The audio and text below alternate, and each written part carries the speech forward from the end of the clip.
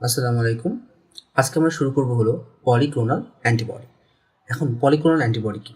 আমরা চিন্তা করি যে আমাদের দেহে একটা ব্যাকটেরিয়া অ্যাটাক করছে বা আক্রমণ করছে। এখন আমরা সবাই জানি, আমি আগেও বলে আসছি যে একটা ব্যাকটেরিয়া কিন্তু মাল্টিপল অ্যান্টিজেন কন্টেন করে। অ্যান্টিজেন মানে কি? ব্যাকটেরিয়ার যেই পোর্শনটা আপনার দেহে প্যাথোজেনিসিটি ক্রিয়েট করার জন্য দায়ী। তাহলে এই ব্যাকটেরিয়ার মাল্টিপল অ্যান্টিজেন থাকতে পারে। যেমন এই ব্যাকটেরিয়ার ফ্লাজেলা হতে পারে একটা অ্যান্টিজেন, হতে পারে এই ব্যাকটেরিয়ার পিলি একটা অ্যান্টিজেন, হতে পারে এই ব্যাকটেরিয়ার সেল মেমব্রেনে থাকা লিপোপলিস্যাকারাইড একটা অ্যান্টিজেন। এরকম মাল্টিপল অ্যান্টিজেন কিন্তু এই ব্যাকটেরিয়া কন্টেন্ট করতে পারে, প্রেজেন্ট মাল্টিপল অ্যান্টিজেন। তো আমি এখন চিন্তা করব এই ব্যাকটেরিয়ার যে কোনো একটা অ্যান্টিজেন সম্পর্কে। যেমন এটা কি? এই ব্যাকটেরিয়ার যে কোনো একটা অ্যান্টিজেন, ধরতে পারে সেটা ফ্লাজেলা, হতে পারে সেটা লিপোপলিস্যাকারাইড অর অ্যানাদার কোনো একটা জিনিস। তো এখন এই একটা অ্যান্টিজেনের মধ্যেও এমন কিছু সিকোয়েন্স থাকবে, এমন অ্যাসিডের বা অন্য কোনো এলিমেন্টের কিছু সিকোয়েন্স থাকবে, যেই সিকোয়েন্সগুলো অ্যাকচুয়ালি আপনার দেহে প্যাথোজেনিসিটি ক্রিয়েট করবে, বা যখন আমরা অ্যান্টিবডি ফর্মেশন করব তখন ওই অ্যান্টিজেনের এই পোর্শনগুলোর বিরুদ্ধে কিন্তু অ্যান্টিবডি ফর্মেশন করবো। And this are called actually epitopes. আমি আবারও বলতেছি, একটা ব্যাকটেরিয়া মাল্টিপল অ্যান্টিজেন কন্টেন্ট করে, এরকম মাল্টিপল অ্যান্টিজেন একটা ব্যাকটেরিয়া কন্টেন্ট করে। এর মধ্যে একটা অ্যান্টিজেন যদি চিন্তা করি, তাহলে সেই একটা অ্যান্টিজেনের আরও এমন কিছু সিকোয়েন্স আছে যে সিকোয়েন্সগুলোর স্পেসিফিসিটি অনেক বেশি, প্যাথোজেনিসিটি অনেক বেশি, এবং যেইগুলোর কারণে অ্যাকচুয়ালি ওই অ্যান্টিজেন হয়েছে। And this are called actually epitopes. এবং যেগুলো এখন আমরা অ্যান্টিবডি পড়ছিলাম, তখন অ্যান্টিবডির যে ভ্যারিয়েবল রিজন ছিল, সেই ভ্যারিয়েবল রিজনের সাথে কিন্তু অ্যাপিটপ পোর্শনগুলোই বাইন্ড করতে পারে। আশা করি আমাদের ব্যাপারটা বুঝতে পারছি। এখন ধরলাম এই যে সার্কেল টাইপ একটা অ্যাপিটপস একটা সিকোয়েন্স, একটা স্কোয়ার টাইপ একটা সিকোয়েন্স, এটা হলো একটা ট্রায়াঙ্গেল টাইপ সিকোয়েন্স। তো আমি কি করলাম, এখানে সার্কেল তিনটা অ্যাপিটপস নিচ্ছি, মানে একই অ্যাপিটপস সার্কেল, ঠিক আছে। আর এ পাশে আমি নিলাম তিনটা ভিন্ন ভিন্ন অ্যাপিটপস একই অ্যান্টিজেনের তিনটা একই অ্যাপিটপস, আর হলো তিনটা ভিন্ন ভিন্ন অ্যাপিটপস, একটা সার্কেল, একটা রেক্টেঙ্গুলার টাইপ, বা একটা হলো আপনার ট্রায়াঙ্গেল টাইপ। এখন দুইভাবে অ্যান্টিবডি ফর্মেশন করা যেতে পারে, সেটা ল্যাবরেটরিতে হোক বা আপনার আমার শরীরে হোক। আমি জাস্ট ওই দিকে যাচ্ছি না, আমি এটা আস্তে আস্তে ক্লিয়ার করব। আমি বলতেছি যে একটা অ্যান্টিজেন মাল্টিপল অ্যাপিটপ কন্টেন্ট করতে পারে যদি একই ধরনের অ্যাপিটপ, যেমন সার্কেল, আমি জাস্ট এখানে সার্কেল রাখছি, একই ধরনের অ্যাপিটপের বিরুদ্ধে যদি অ্যান্টিবডি ফর্মেশন হয়, and this are called actually monoclonal antibody. যদি একই অ্যাপিটপের বিরুদ্ধে, অ্যান্টিজেন একটাই এবং সেই একই অ্যান্টিজেনের একই অ্যাপিটপের বিরুদ্ধে যদি অ্যান্টিবডি ফর্মেশন হয়, and this are called actually monoclonal antibody. আর যদি একই অ্যান্টিজেনের ডিফারেন্ট অফ অ্যাপিটপের বিরুদ্ধে যদি different type of antibody formation হয়, this are called actually polyclonal antibody.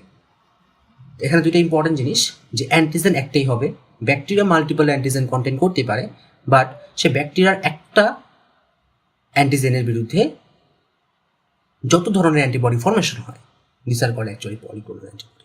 এটা ফর্মেশন হয় কিভাবে? এটা আমরা আশা করি বস হয়ে গেছি, কারণ আমরা অ্যাকচুয়ালি হিউমারাল ইমিউনিটি সিস্টেম পড়ে আসছি। তারপর যদি আমি একটু চিন্তা করাই, জাস্ট সিম্পলি চিন্তা করার চেষ্টা করতেছি এখানে। ধরেন যে আপনি ধরেন এটা একটা অ্যান্টিবডি, সরি আচ্ছা নিচে আগে একটু ধরেন এটা একটা আপনার, এটা একটা বি সেল, হ্যাঁ, এটা একটা বি সেল, এটা হলো আপনার আরেকটা বি সেল, এটা আপনার আরেকটা বি সেল, তাই না? তো বি সেলের মধ্যে কি আছে?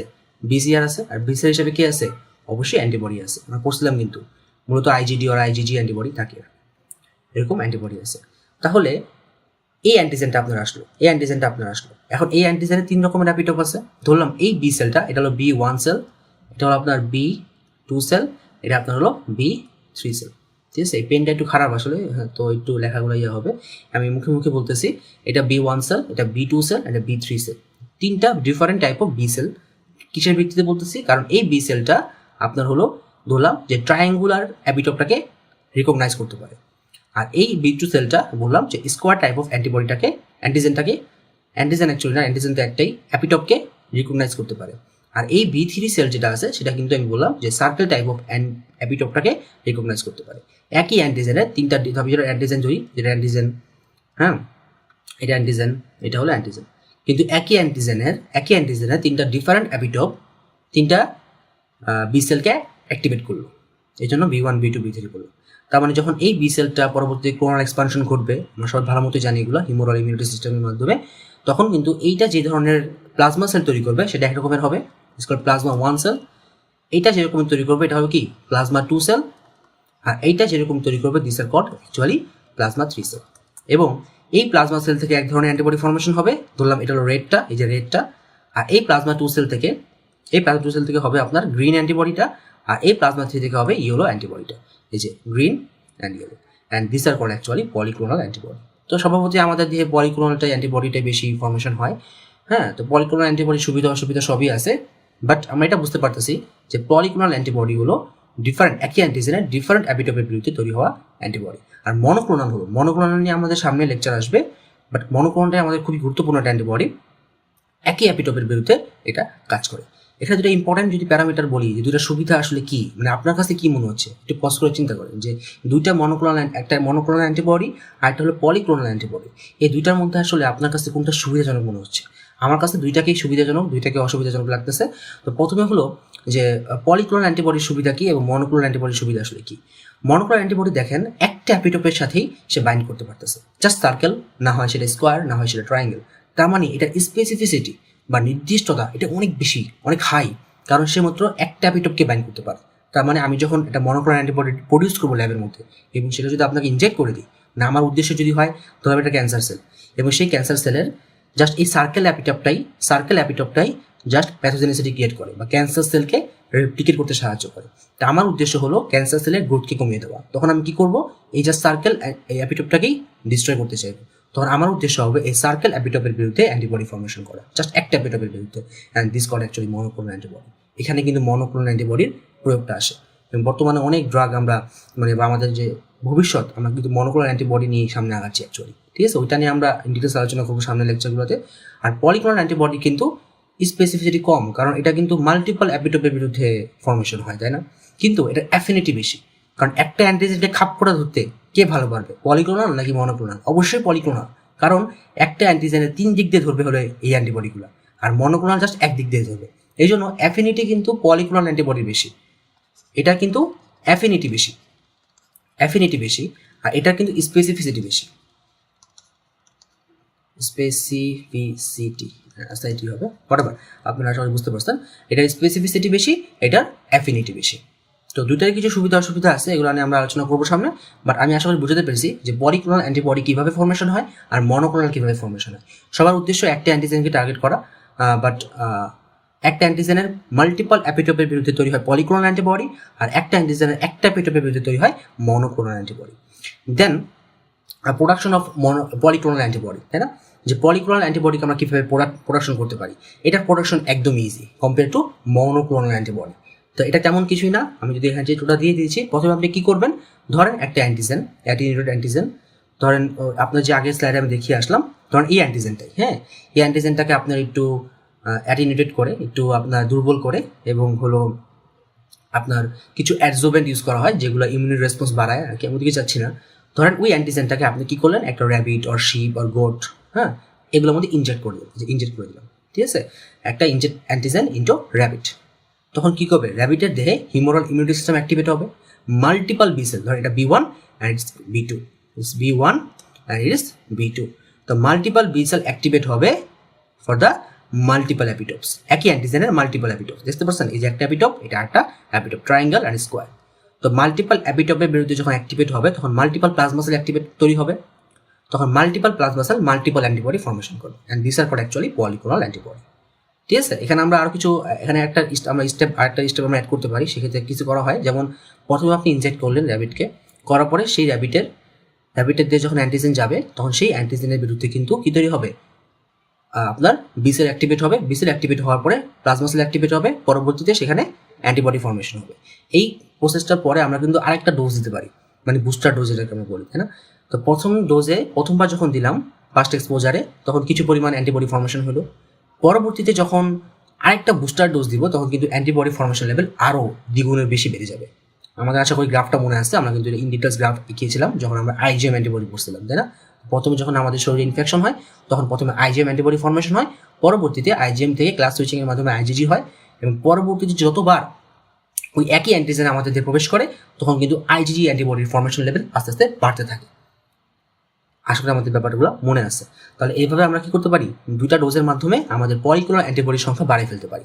পরবর্তীতে ওই র্যাবিট থেকে আমরা তার রক্ত নিব, ব্লিডিং মানে দেখা যাচ্ছে সিরিঞ্জ দিয়ে আমরা কি করছি, সিরিঞ্জ দিয়ে আমরা ওই কয়েক সপ্তাহ পরে সিভার উইক্সের পরে আমরা কি করলাম যে ওই র্যাবিট থেকে আমরা রক্ত নিলাম। রক্ত নেওয়ার পর সেখান থেকে সিরাম আলাদা করলাম, যে আমাদের সিরামটা আলাদা করার পরে এই সিরামটা এখন তো ইম্পিউরিটিস দিয়ে ভর্তি, কারণ এখানে শুধু পলিক্লোনাল অ্যান্টিবডি নাই, অনেক কিছুই আছে। তখন এটা কি করতে হবে, পিউরিফিকেশন করতে হবে। পিউরিফিকেশনের জন্য অনেক মেথড আছে, তো আপনারা দেখে নেবেন, অ্যামোনিয়াম সালফেট প্রেসিপিটেশন মেথড আর অ্যাফিনিটি ক্রোমাটোগ্রাফি মেথড, এরকম মেথডের মাধ্যমে আমরা কি করতে পারি, অ্যান্টিবডি ফর্মেশন করতে পারি। তো এই হলো প্রোডাকশন অফ পলিক্লোনাল অ্যান্টিবডি, একদমই ইজি। কিন্তু আপনি একটা র্যাবিট অ্যান্টিজেন দিবেন, যে অ্যান্টিজেনের বিরুদ্ধে আপনি পলিক্লোনাল অ্যান্টিবডি বানাতে চান অবশ্যই সেটা দিবেন, দেওয়ার পরে ওই র্যাবিটের দেহেই হিউম্যান ইমিউনিটি সিস্টেম আপনার অ্যান্টিবডি ফর্মেশন করে ফেলবে। এবং this antibodies actually are polyclonal antibody, কারণ মনোক্লোনাল বানাতে সোজা না, পলিক্লোনাল বাই নেচার তৈরি হয়। ওকে, তো এখানে আমি দেখিয়েছি যে ক্যারেক্টারিস্টিক্স অফ পলিক্লোনাল অ্যান্টিবডি। তো পলিক্লোনাল অ্যান্টিবডি ক্যারেক্টারিস্টিক্সগুলো আসলে কি, সরি,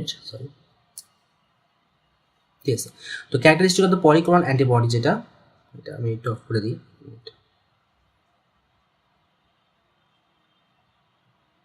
তো characteristics of the polyclonal antibody, sorry, characteristic of the polyclonal antibody চলে যেতেছে।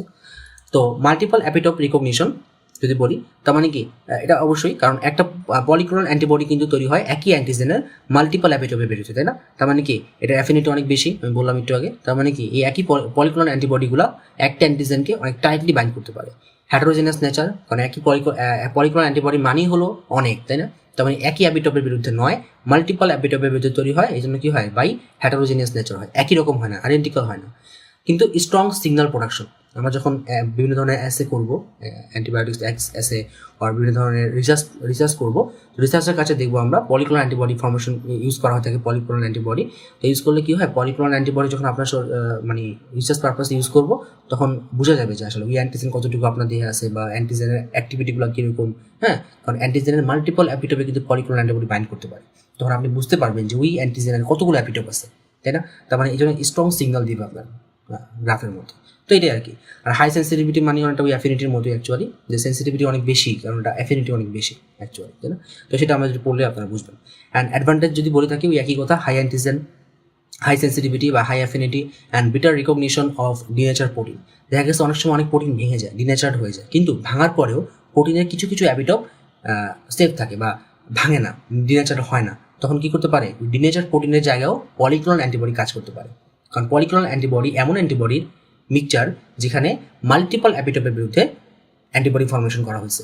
এখন দেখা গেল যে কিছু অ্যান্টিবডির কিছু আপনার অ্যাপিটোপের বিরুদ্ধে অ্যাপিটোপ নষ্ট হয়ে গেল ডিনেচার প্রোটিনের, কিন্তু কিছু অ্যাপিটোপ রয়ে গেছে। তার মানে কি, তখনও কিন্তু পলিক্লোনাল অ্যান্টিবডি কাজ করবে, কারণ পলিক্লোনাল অ্যান্টিবডি হলো মাল্টিপল অ্যাপিটোপের মিক্সচার। আর ফাস্টার প্রোডাকশন অবশ্যই, কারণ এটা কম্পেয়ার টু মনোক্লোনাল খুব বেশি তাড়াতাড়ি প্রডিউস করা যায়, কষ্ট অনেক কম হয়। কারণ আমরা দেখতেই পারলেন একটা র্যাবিট লাগবে, জাস্ট র্যাবিটকে আপনি দিবেন, সিরিঞ্জ দিয়ে একবার অ্যান্টিজেন দিবেন, কয়েক সপ্তাহ পরে জাস্ট ওর থেকে ব্লিড নেবেন। তো এটা তেমন আর কোনো কষ্টের ব্যাপার না।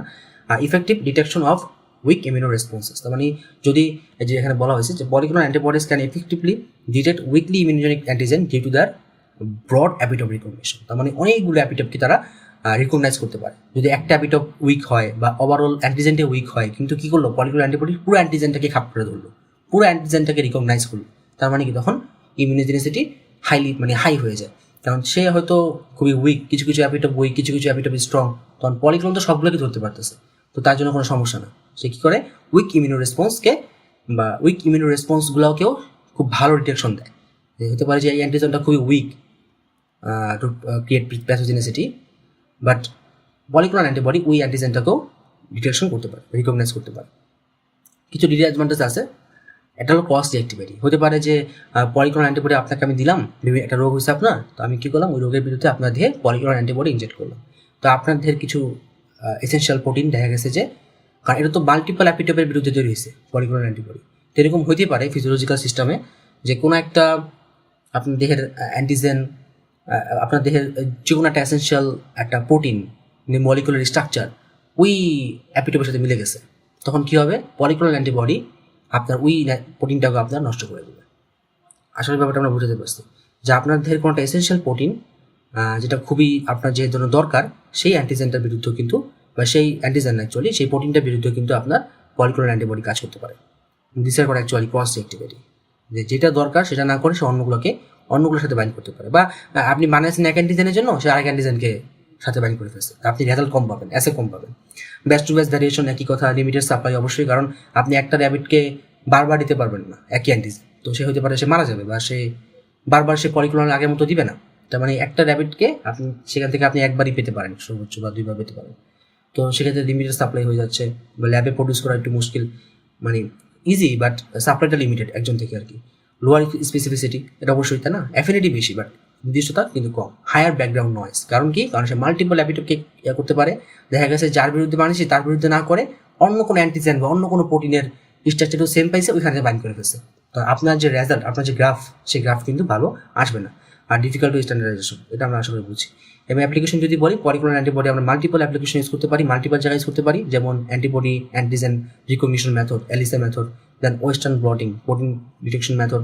এছাড়া আপনার ইমিউনোহিস্টোকেমিস্ট্রি আছে, বিভিন্ন ডিজিজ যেমন অ্যালজাইমার ডিজিজে আমরা অ্যালজাইমার ডিজিজের ক্ষেত্রে অনেক সময় প্রোটিন ডিনেচার হয়ে যায় বা প্রোটিনের মাল্টিপল অ্যাপিটোপ থাকে, সেগুলোর সময় আমরা পলিক্লোনাল ইউজ করতে পারি, যদি এখন বর্তমানে মনোক্লোনাল ইউজ করা হয়ে থাকে। Diagnostic test, research purpose, pathogen detection, এগুলো বললাম, আপনারা এগুলো দেখলে বুঝবেন যে আসলে বিভিন্ন জায়গায় আমরা পলিক্লোনাল অ্যান্টিবডি এখনও ইউজ করে থাকি, ঠিক আছে, কারণ due to their high sensitivity, high affinity. হ্যাঁ, আপনি একটা অ্যান্টিজেন সম্পর্কে জানতে চান যে ওই অ্যান্টিজেনে কত ধরনের অ্যাপিটোপ আছে বা ওই অ্যাপিটোপগুলোর বৈশিষ্ট্য কীরকম, তখন আপনি কিন্তু পলিক্লোনাল অ্যান্টিবডি ইউজ করে আপনার জন্য বুদ্ধিমানের কাজ হবে, কারণ একসাথে আপনি ওই অ্যান্টিজেনের বিরুদ্ধে মাল্টিপল অ্যান্টিবডি একসাথে পেয়ে যাচ্ছেন, আপনার খরচও কম। এই জন্য পলিক্লোনাল অ্যান্টিবডি খুব ইফেক্টিভ। আশা করি বুঝতে পারছি আমরা। আজকে পর্যন্ত সবাইকে ধন্যবাদ। আসসালামু আলাইকুম।